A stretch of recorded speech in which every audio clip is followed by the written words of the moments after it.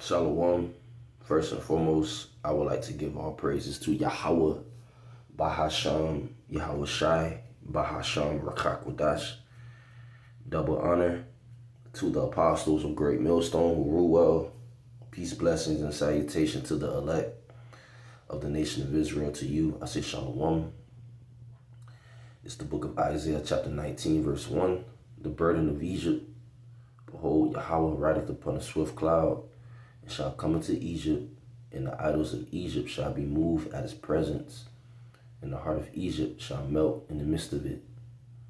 The cloud is talking about the chariots. It says Egypt, which represents spiritually America. America is spiritually Egypt. Okay. They have a pyramid on the dollar bill, the all-seeing eye.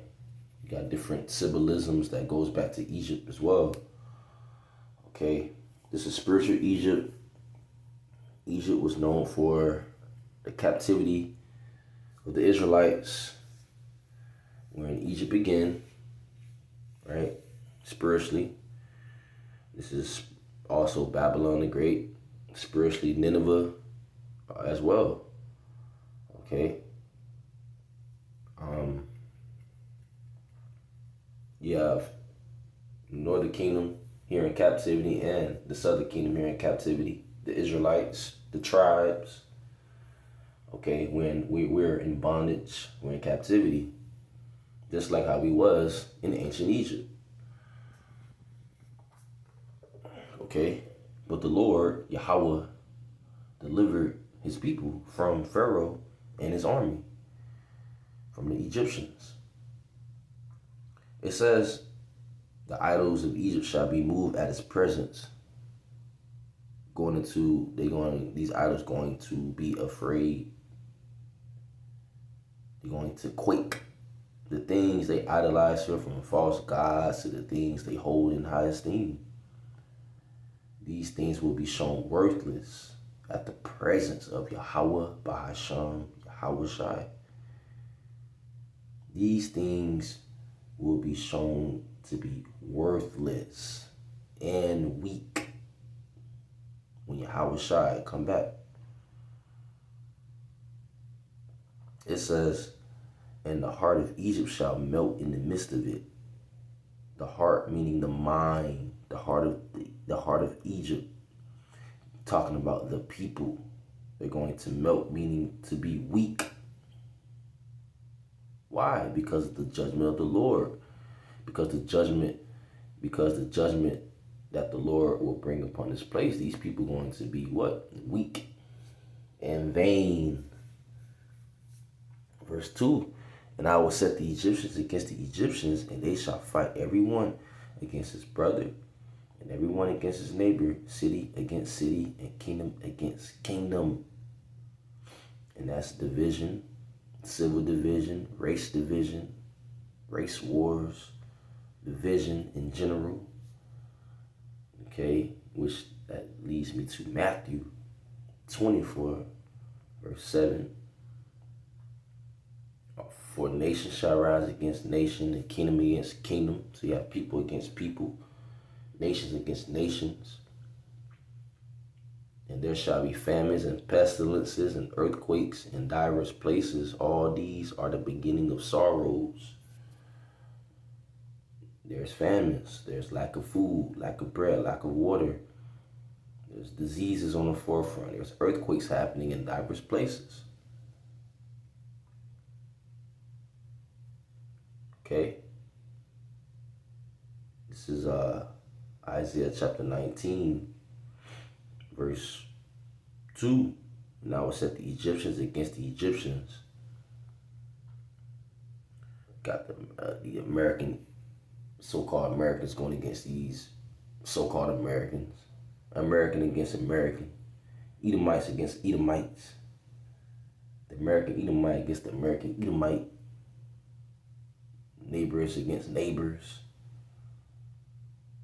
And I will set the Egyptians against the Egyptians, and they shall fight every one against his brother, and every one against his neighbor, city against city, and kingdom against kingdom. and the spirit of Egypt shall fail in the midst thereof. The spirit of Egypt shall fail in the midst thereof, and I will destroy the counsel thereof, and they shall seek to the idols, and to the charmers, and to them that have familiar spirits, and to the wizards. Right? They're going to seek to the idols, which they do consult with witches and the wicked priests for counsel.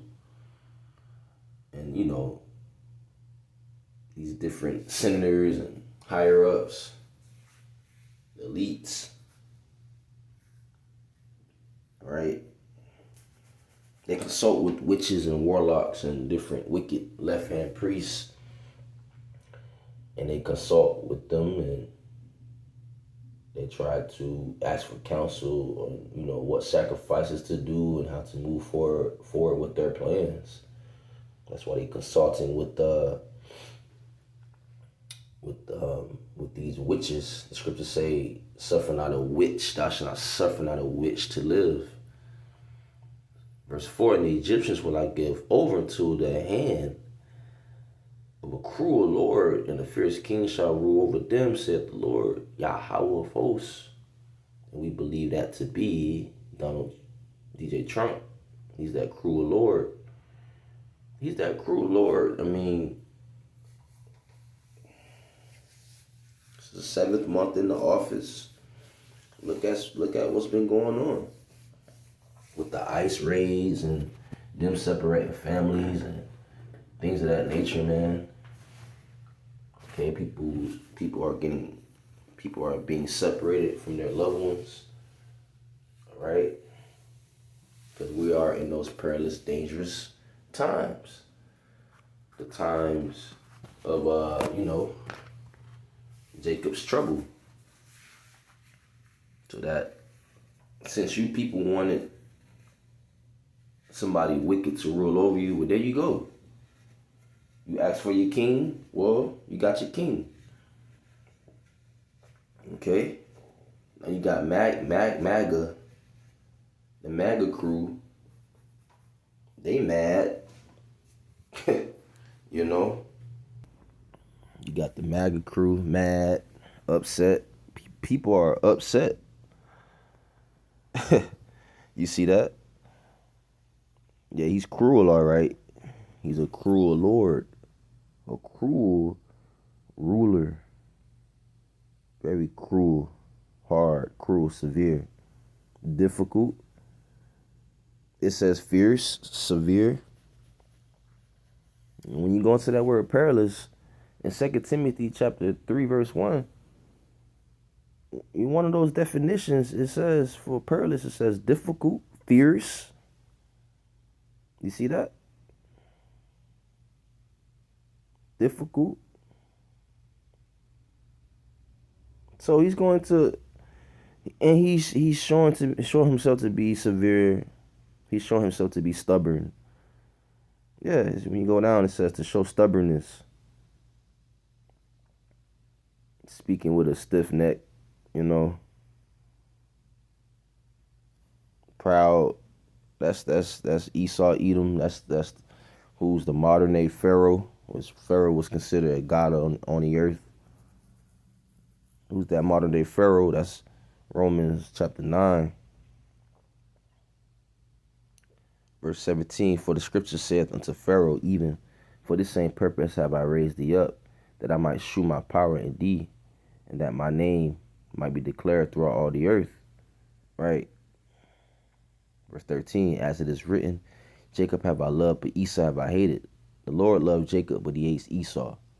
The Lord blessed Esau with the fatness of the earth and with the sword. And he's living out his blessing now. Okay? And the Lord is hardening Esau, Edom's heart, just like he did Pharaoh. All right? Just because the Lord hates Esau, does that make him unrighteous? No. Verse 14, what shall we say then? Is there unrighteousness with God? God forbid. For he said to Moses, I will have mercy on whom I will have mercy, and I will have compassion on whom I will have compassion. So there you go. The Lord is going to have mercy on Jacob. Like the scriptures say, he's going to restore Jacob, Israel.